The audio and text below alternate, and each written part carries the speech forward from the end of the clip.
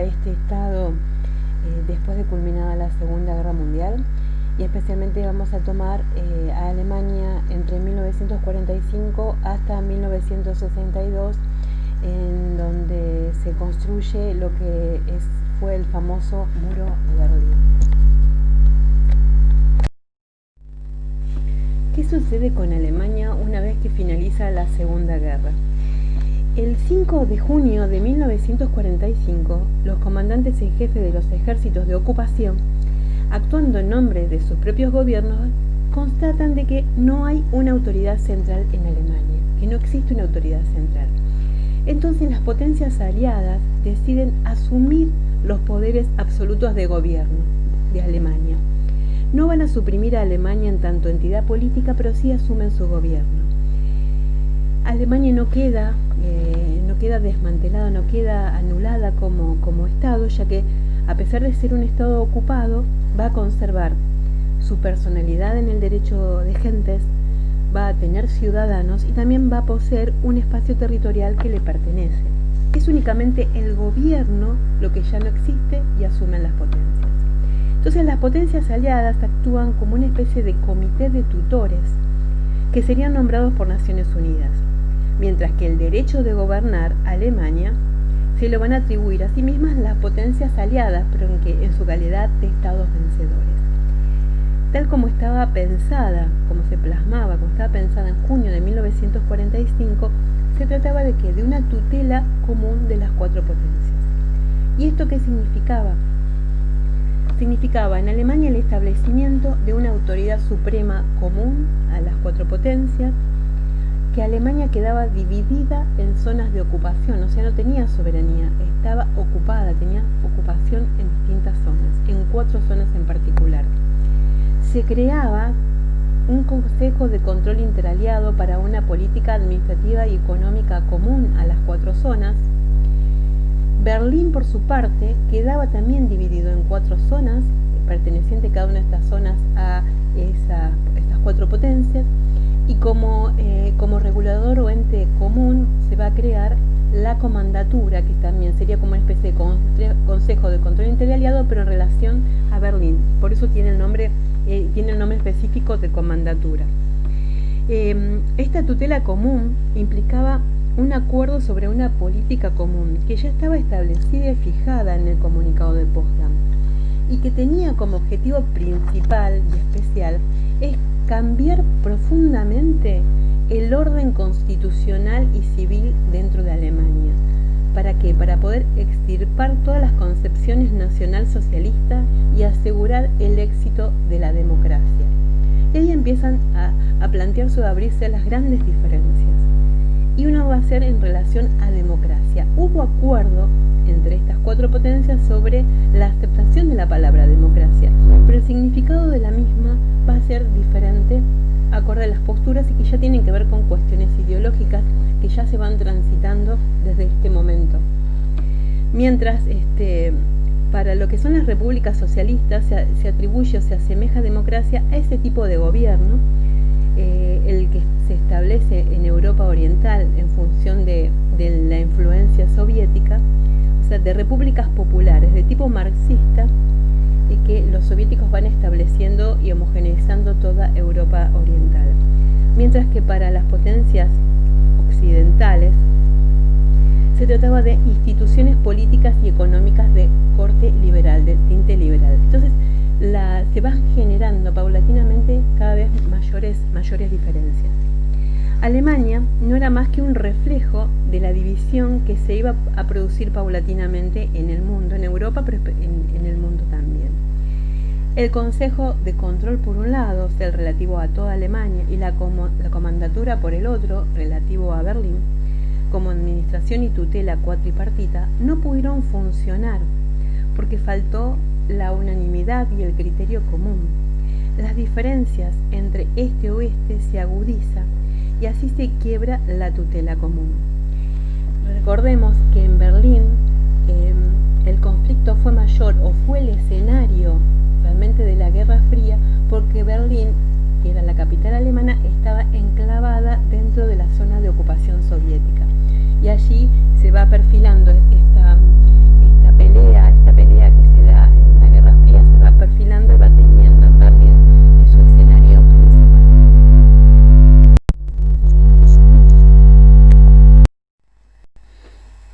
Aquí podemos observar las zonas de ocupación de Alemania vencida, la zona británica, la zona francesa, la zona estadounidense y la zona soviética. Y vean especialmente Berlín, donde está ubicado al interior de la zona soviética, con lo cual allí se empiezan a plantear una serie de dificultades para poder acceder las potencias occidentales a esta porción del territorio. Hacia 1946, el Kremlin lo que va a producir es la sovietización de Alemania, la zona de Alemania que tenía la ocupación soviética, y la incorpora a el orden soviético. Pasa a ser un satélite de la Unión Soviética. Ya en relación a los otros estados, ya en los primeros meses posteriores a la conferencia de Potsdam, cada una de las potencias aliadas había constituido en su propia zona de ocupación autoridades administrativas en esa superficie territorial que ocupaban, dándoles así una competencia de gobierno de Estado. También estaba salvaguardada de alguna manera, como Berlín estaba incluida en la zona de ocupación soviética y a su vez Berlín estaba dividida también en 4 partes y las potencias occidentales tenían su zona de ocupación, estaba asegurada la posibilidad de comunicación entre las zonas de ocupación occidental y las zonas de ocupación de Berlín. Sin embargo, es allí donde la Unión Soviética, a la medida que se va agudizando el conflicto y agudizando la Guerra Fría, es allí donde la Unión Soviética va a tratar de atacar a las potencias occidentales, ahogando a Berlín, ahogando el acceso a Berlín. Y se empiezan a producir toda una serie de hechos. El 20 de marzo de 1948, el comandante supremo soviético deja de asistir al Consejo de Control. Hacia marzo también del 48, fines de marzo, empieza a producirse un control sobre el acceso a Berlín. Ahí el comandante supremo soviético quebró el principio de libre acceso a Berlín al decidir que la Unión Soviética controlaría a los viajeros que utilizaban trenes militares occidentales con destino a Berlín. Hacia mayo de 1948 se cierra el acceso a Berlín a través de los ferrocarriles, suspenden este acceso. Se produce en estos tiempos, hacia junio también, una reforma económica. Las potencias occidentales producen en sus zonas de ocupación una reforma económica, con lo cual crean una moneda única y crean una zona de administración conjunta. Frente a esto, lo que hace la Unión Soviética es reaccionar, y la forma de reaccionar, de atacar, es, como les decía antes, ahogar Berlín, ahogar la posibilidad de acceso a Berlín. Entonces, hacia junio de 1948, antes se retira la Unión Soviética de la comandatura, cerrando toda posibilidad de una instancia, una institución de diálogo, y también en junio lo que hace es suspender todo acceso a Berlín. Berlín queda absolutamente sitiada y rodeada por las tropas soviéticas, y hay una imposibilidad de comunicación que se produce entre las potencias occidentales y sus zonas de ocupación dentro de Berlín. Frente a esto, ¿qué sucede? Frente a esto, el presidente Truman establece lo que es el puente aéreo. El puente aéreo es la provisión de materiales, de mercancías al sector occidental que está establecido en Berlín. Este puente aéreo significaba que había aviones que volaban cada 3 minutos a lo largo de 3 corredores que se establecieron, llevando todo tipo de suministros a Berlín Occidental, desde alimentos, carbón, incluso maquinaria, medicamentos. Se llegó a transportar unas 4.000 toneladas de suministros al día y se realizaron unos 900 vuelos por día. O sea, la provisión de materiales fue sumamente importante, con lo cual frustró este intento de ahogo que realiza la Unión Soviética. Esto podemos pensarla como la primera crisis de Berlín. Al fracasar este cierre que la Unión Soviética intentó para lograr, el objetivo era que los occidentales salieran de la zona de Berlín y la Unión Soviética pudiera tomar la totalidad de la ciudad. A fracasar con este puente aéreo, a fracasar la política soviética, hacia 1949 se levanta el bloqueo a Berlín.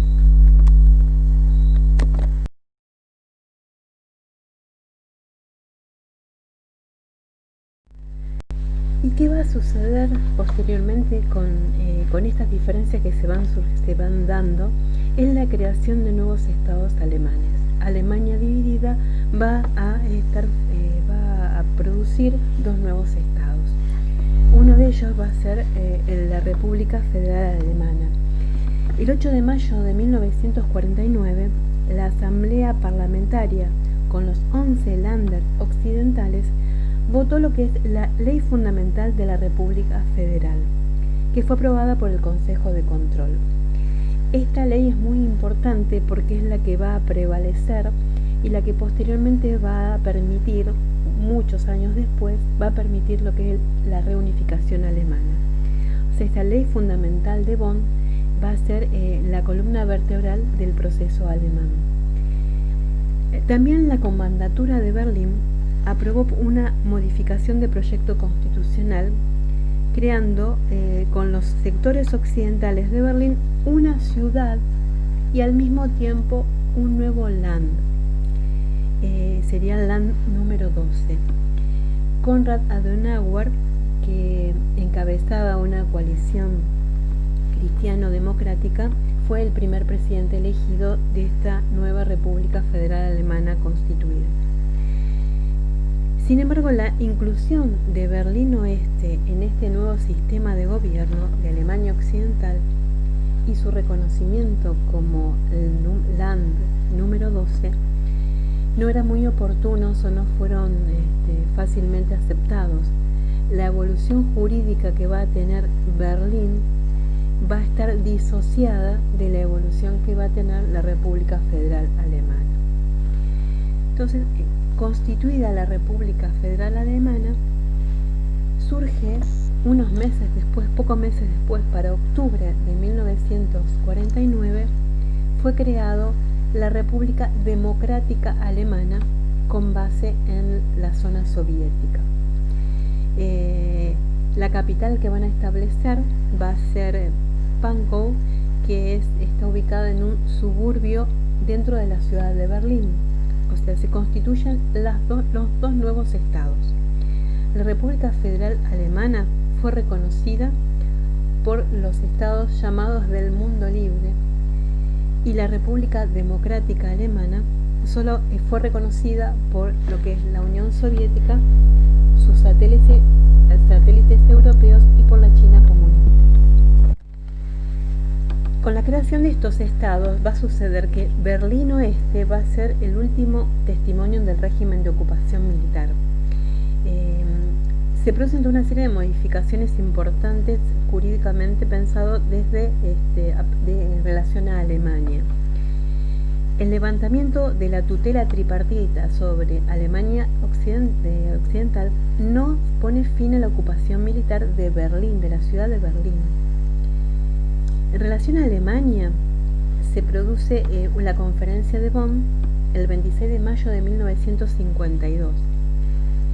A través de lo que se llama el Convenio Internacional de Bonn, se pone término a esta ocupación militar en Alemania Occidental, reconociéndole a Alemania su capacidad de gobierno. Sin embargo, plantean que prevalece un derecho de intervención de las tres potencias occidentales que ocupaban el territorio en caso de una amenaza al orden liberal y democrático. Este derecho de intervención va a ser después modificado, pero en este momento se plantea. La modificación se produce 2 años después y va a tener que ver, ya después lo vamos a ver con otro tema, pero se va a relacionar con la creación de organismos mecanismos militares europeos, pero hacia 1952, en una conferencia que es la Conferencia de París del 23 de octubre de 1954, Alemania queda asociada en pie de igualdad con los pueblos libres en sus esfuerzos para el mantenimiento de la paz y la seguridad. O sea, se deja de lado este principio de intervención y se le plantea una igualdad jurídica al resto de los estados. ¿Qué sucede con Berlín? En relación a Berlín Oeste, las tres potencias occidentales mantienen la ocupación, o sea, mantienen las fuerzas armadas y lo plantean que eso será así tanto tiempo como lo exijan sus responsabilidades, y va a considerar cualquier ataque contra Berlín como un ataque contra las Fuerzas Armadas en todo el territorio.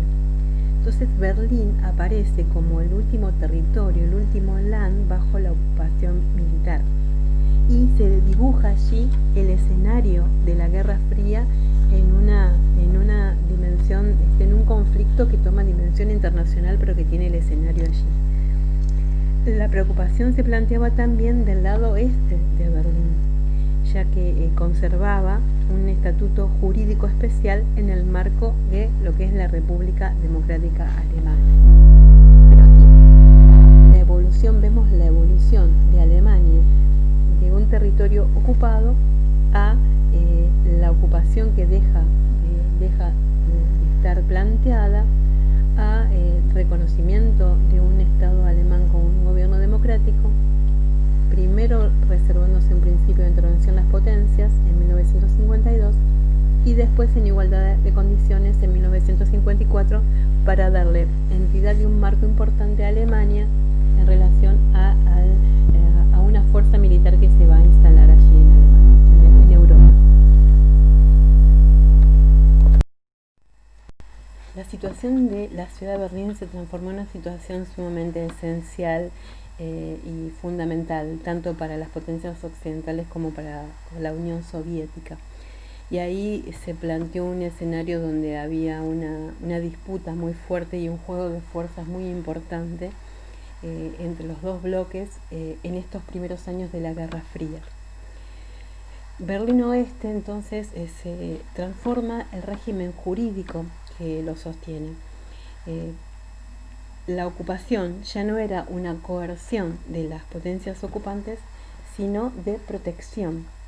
Lo que buscaban es asegurar a las autoridades del territorio su seguridad, el funcionamiento de su gobierno, a pesar de las presiones del bloque oriental. Se produce entonces una posición muy ambigua de parte de las potencias para sostener su posición en Berlín, y sosteniendo por un lado la ocupación cuatripartita y por otro lado la unificación de las zonas como fue en el resto de Alemania. Entonces las potencias occidentales van a buscar salvaguardar esta fachada cuatripartita de Berlín para asegurar los derechos en Berlín Occidental, derechos de ocupación y además preservar el derecho de paso por la zona soviética para llegar a Berlín. La Unión Soviética se procuraba insistentemente mostrar la caducidad de la organización cuatripartita, que había caducado, que había terminado. Con ella la caducidad de los derechos de ocupación. Incluso llegó a plantear que jamás tuvieron derecho a las potencias a ocupar la parte oeste de Berlín por encontrarse dentro de la zona de ocupación soviética. Dependería de lo que es el comandante supremo de la Unión Soviética. Entonces había una disputa y muy importante, una tensión muy importante. Según el gobierno de Moscú, la administración cuatripartita era la condición del derecho de ocupación de las potencias occidentales. Si ya no existía esta ocupación cuatripartita, las potencias occidentales habrían perdido sus derechos de ocupar Berlín. También planteaba una cuestión de tiempos, una cuestión temporal. Los acuerdos de las cuatro potencias habían limitado la organización cuatripartita a los primeros años que siguieron a la capitulación de Alemania. Frente a estos argumentos, las potencias occidentales quisieron conservar esta fachada de administración cuatripartita de Berlín para poder seguir sosteniendo la defensa de ese territorio. Esto se inscribe en una organización cuatripartita de toda Alemania que los occidentales no querían conservar para toda Alemania, ya que se habían unificado las zonas y después se termina constituyendo la República Federal Alemana. Sin embargo, querían preservar ese argumento para seguir sosteniendo su ocupación en Berlín. O sea, por un lado, sostenían que permanecía la administración cuatripartita, mientras por otro lado, en el resto de Alemania tenía unificadas sus zonas. O sea, aseguraba por un lado los acuerdos de 1945, pero a la vez los violaba. Se produce un nuevo enfrentamiento en Berlín. Durante el 20º Congreso del Partido Comunista en 1956, Khrushchev anuncia su política de coexistencia pacífica, repudiando la doctrina de Lenin de una guerra inevitable en el capitalismo, entre el capitalismo y el comunismo, y declarando que el comunismo va a demostrar su superioridad sobre el capitalismo por vías pacíficas. Sin embargo, hacia 1957 lanza el Sputnik, un satélite artificial, demostrando la superioridad de la Unión Soviética en materia científica y militar. ¿Qué pasa con Alemania? En relación a Alemania, la Unión Soviética amenazó con firmar un tratado de paz con el gobierno de Alemania Oriental, dándole el control completo de las comunicaciones y transportes sobre su territorio entre la República Federal Alemana y Berlín. El Acuerdo de Berlín podría ser cancelado porque habían caducado todos los demás acuerdos de Potsdam. Entonces Khrushchev envía una nota oficial a Estados Unidos, Francia y Gran Bretaña, declarando la nulidad del acuerdo cuatripartito y que Berlín Oeste se transforme en un área desmilitarizada. Si en 6 meses esto no sucediera, la Unión Soviética firmaría un tratado de paz con Alemania del Este, por los cuales todos los derechos de ocupación caducarían y Alemania quedaría en con la posesión de las vías de comunicación a Berlín. Esto se conoce como el ultimátum de 1958. Se reconocería a Alemania del Este o significaría una declaración de guerra. Frente a este ultimátum, Adenauer sostenía que si las negociaciones eran inevitables, reconocería las pretensiones de Khrushchev, pero ponía como condición un llamado a elecciones. El pensamiento de Adenauer no era compartido por los aliados, Gran Bretaña y Estados Unidos, y de ellos menos por los británicos, que rechazaban correr riesgo de una guerra por la capital de un enemigo ya vencido. Caía sobre Eisenhower la mayor responsabilidad sobre la decisión de aceptar el reconocimiento de Alemania Oriental o rechazarlo e iniciar un conflicto. Estados Unidos ya no poseía el monopolio del arma atómica, ya que la Unión Soviética en 1949 llega a la bomba nuclear. Entonces, Estados Unidos estaba debilitado por el lanzamiento del Sputnik. Aparece un concepto que es el de represalia masiva, que unía todo intento de agresión a un ataque a todos los puntos de la potencia agresora, es decir, actuaría en cualquier lugar del planeta. La Unión Soviética, sin embargo, a pesar de esta posición, de este ultimátum, no adopta una conducta coherente o continua, debido quizás a los desacuerdos de Khrushchev para evaluar sus propias fuerzas o la división de las distintas opiniones que se producían en el Kremlin. Amenazar con una guerra nuclear y desafiar el status quo europeo sin desarrollar también una estrategia de confrontación diplomática que acompañe esta situación. Entonces, se produce un periodo entre ultimátum y periodos de calma que se van alternando. Se vencían los plazos de los ultimátums sin que la Unión Soviética insistiera en el cumplimiento de sus demandas o llevar a cabo una política de negociación. Eisenhower se mostraba partidario de modificar el status quo de Berlín, transformarla en una ciudad libre con la actuación de Naciones Unidas para garantizar la libertad y la igualdad bajo un régimen de desmilitarización. Se extendió entonces el plazo del ultimátum, acordaron realizar una reunión de las 4 potencias que ocupaban Berlín. Esta se lleva a cabo en Berlín, se produce la reunión, pero luego fue levantada por el incidente del derrumbamiento de un avión norteamericano por fuerzas soviéticas en el 1 de 1960. Cuando Kennedy asume, habían pasado ya 3 años del ultimátum soviético, lo que redujo la credibilidad de la amenaza.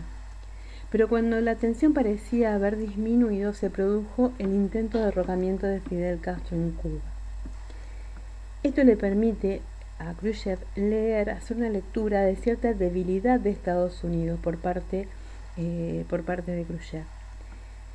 Es allí donde toma fuerzas nuevamente y plantea un nuevo ultimátum. Este ultimátum tiene que ver con la construcción del muro. ¿Qué plantea o qué hace? Primero establece barricadas con alambre para frenar el éxodo de personas que se van trasladando de Berlín Oriental a Berlín Occidental, y luego va construyendo, primero con barricadas, primero con pocos elementos, y después construye un muro de hormigón armado. El muro se construye en agosto de 1961.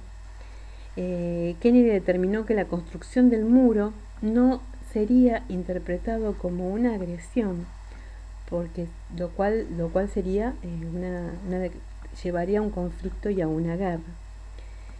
En la construcción se conservaron y se cuidaron muy especialmente no introducirse a la zona de ocupación de la otra potencia. Kennedy aumenta las fuerzas, busca un diálogo directo con la Unión Soviética.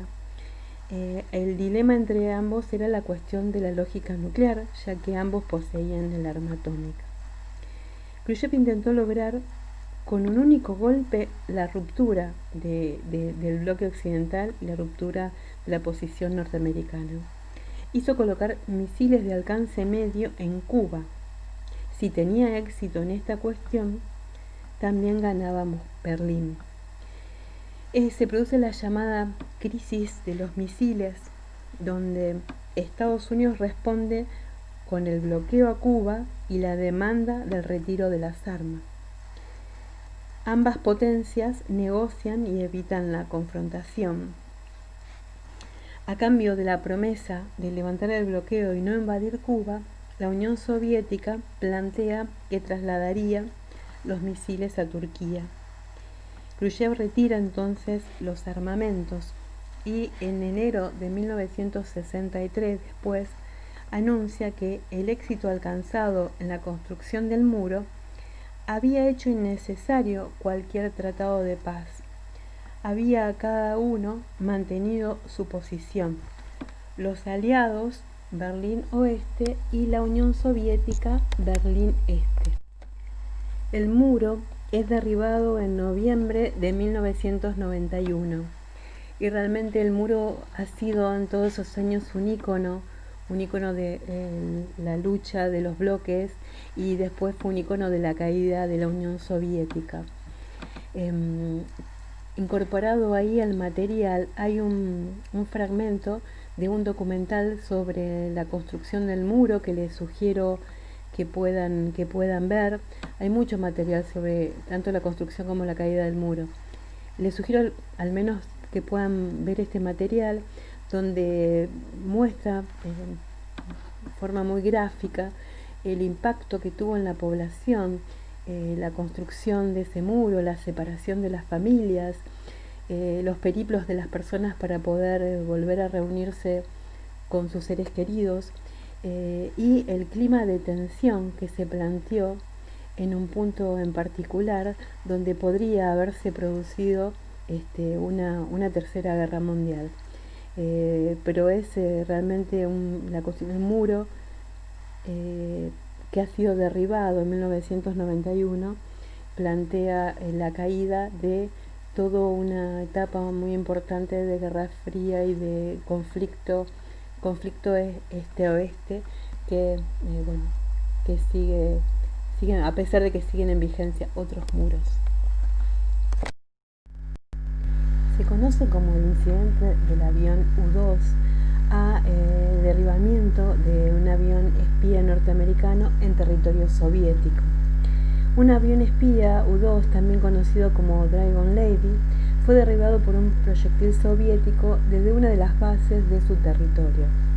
En un principio el gobierno estadounidense negó la existencia del avión, pero meses después la Unión Soviética mostró los restos que se ven en esta foto y anunció que su piloto, Francis Gary Powers, había sobrevivido.